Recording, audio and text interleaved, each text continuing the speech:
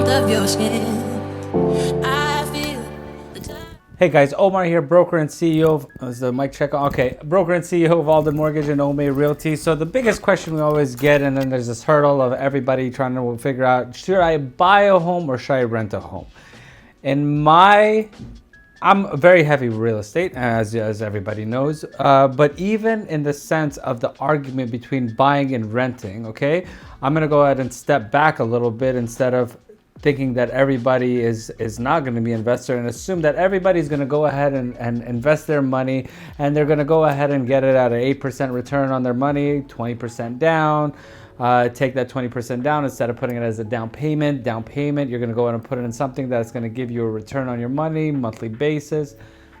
No. Okay. The fact of the matter is most of you that are watching this video are not going to be doing that. What you're going to be doing is you're going to have a 401k that you're going to go ahead and put into every single paycheck because you work for a company and the company has benefits for you to go ahead and invest in the 401k, which is a 401k is just a type of investment that you go ahead and put into, and then they'll go ahead and match, or sometimes they'll get half of what you go ahead and contribute, and they'll go ahead and do that. And then as soon as you get higher, you'll get RSUs. RSUs will be one of those things that is a benefit of being with one of those really, really good companies. So there's a bunch of factors that you have to go ahead and compile. And one of them saying that, hey, I'm going to get 8% return on my money, 8 to 10% return on my money, and then the way stocks have been going for the past couple of years. I mean, now they're taking kind of a dump, but for the most part, you're not going to sit there and you're not going to put it in a Vanguard. You're not going to do this. You're going to rely on your 401k and you're going to rely on your house. That is just the reality that we live in. So the only caveat, the only reason why I would say renting is going to be more beneficial to you than buying is if you are forecasting in the next 7 to 10 years that you are going to have to move from location A to location B. So if that's the case, then yes, you're going to want to go ahead and really consider thinking about renting or do what everybody else does. You're going to go ahead and take that house. You're going to go ahead and rent it out to cover your mortgage, principal, interest, tax, and insurance. And then you're going to go get yourself another house. That's what everybody does. So you have these guys like, oh, go put your money in the stock market. I have money in the market, but I'm a big believer in real estate, because what you're eventually going to do is, even if you do end up moving, do you want to sell your house? Well, if you are going to sell your house, then what are the benefits of having a home? The benefit of having a home is that it will appreciate over time. And as if you've noticed, we are sitting in March 2022 right now. Appreciation has gone crazy. For instance, my in-laws, they have a house over in Newark. They bought it for $550,000. 4-bedroom, 3 bedrooms, 2-car garage, very standard, everyday run-of-the-mill home. That house right now, they purchased it in 2015, where in 2022 is floating at $1.6 million. Does this normal? No, this is not normal. I don't care who you are. I don't care what you say. This is not normal. So let's go ahead and talk about the costs in one versus the other.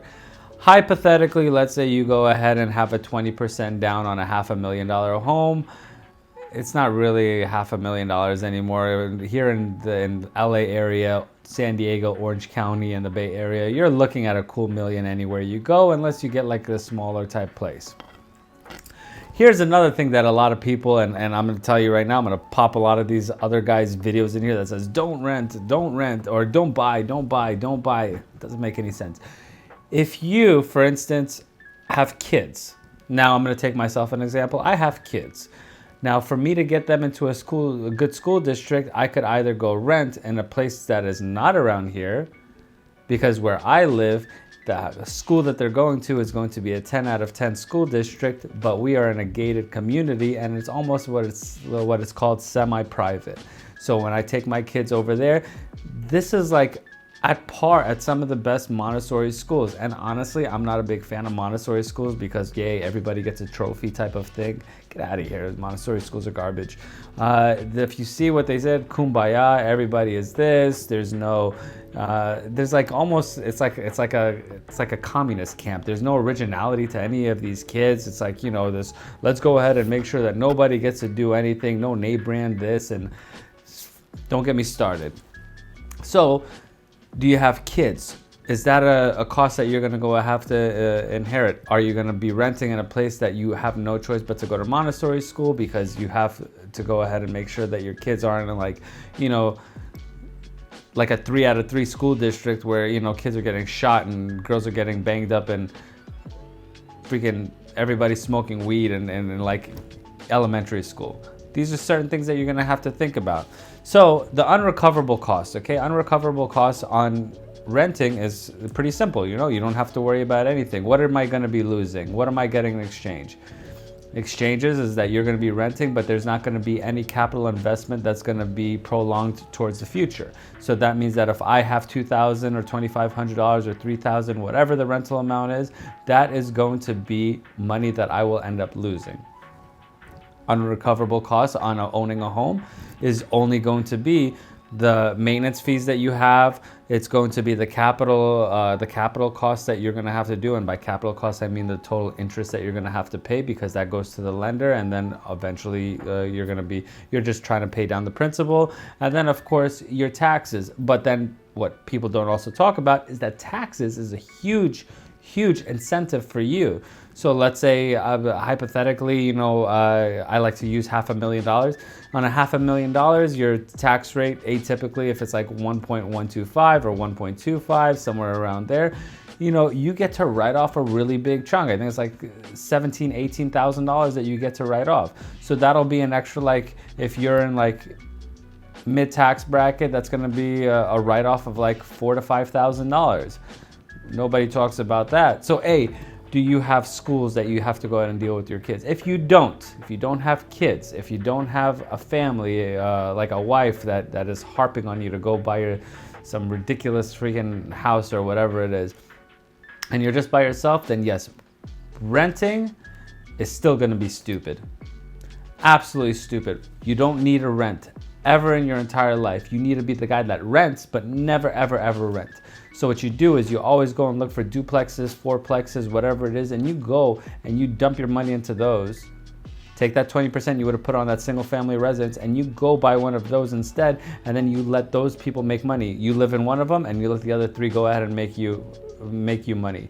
But if you aren't, and if you have kids and a family and you have to take a lot of things into consideration, yes, absolutely. Go get yourself a nice little single family home or a town home in a good neighborhood, and because you're not going to be an investor. Majority of people aren't like, oh, go put that $100,000 in an investment. Yeah, but you're still renting. You're still going to be losing that money. After 7 years, you're in the red. 5 years, you're in the red. So it doesn't make any sense at all. So the pros of buying versus renting is you're going to have an appreciation.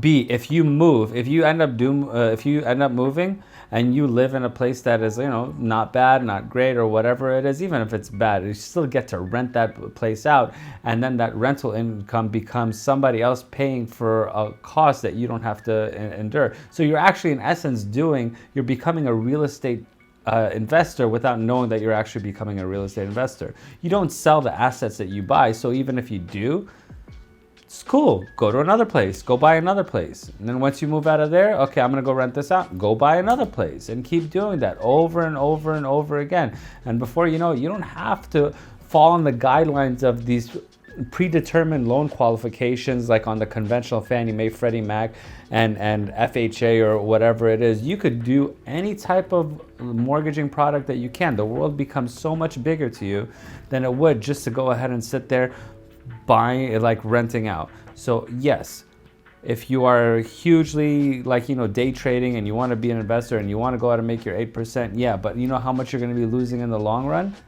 A shit ton. A crazy ton. Well, hopefully this helped you out a little bit on whether you should buy or rent. I know I really went heavily opposite of what every other person has ever said on buying versus renting, but buy. Always buy. There's one thing that they'll never make more of, that's going to be land. Once it's sold, it's sold. So once you get a chance, you buy it and you go ahead and hold on to it as long as you could possibly can. Oh, and here's another thing, okay? A lot of people will go ahead and take another non-recoverable cost, which is maintenance fees, okay?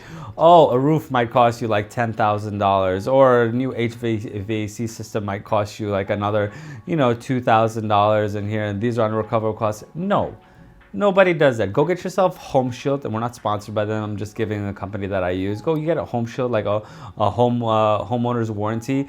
Have all that stuff covered. It's $100 out of pocket. They'll come and they'll take care of it. You pay your monthly dues, and you go. It's called insurance. You're not gonna dump money out of your pocket to go replace your roof. You get your plumbing insured, you get your roof insured, you get your electrical insured, you get your HVAC insured. Furnace insured if you have a furnace or a heater, or if you have a 2-in-1 system, you get all that stuff insured. Get out of here, man, with these guys and their stupid buy. Hopefully this helped you out, and if it did, and if you did want to go ahead and buy a house for up to 50% commission rebate, link in the description below. 0% listing on your next house. So if you want to sell your house, we charge 0% listing fee. And for any mortgaging assistance, if you did want to go ahead and buy a house, link in the description below. Be more than happy to help you out. I know I went a little aggressive on this, and if I did offend anybody, I apologize. I actually don't. I apologize to nobody, but hopefully you guys enjoyed. Like, subscribe, comment, all that good stuff. Until next video, guys. Thank you for watching.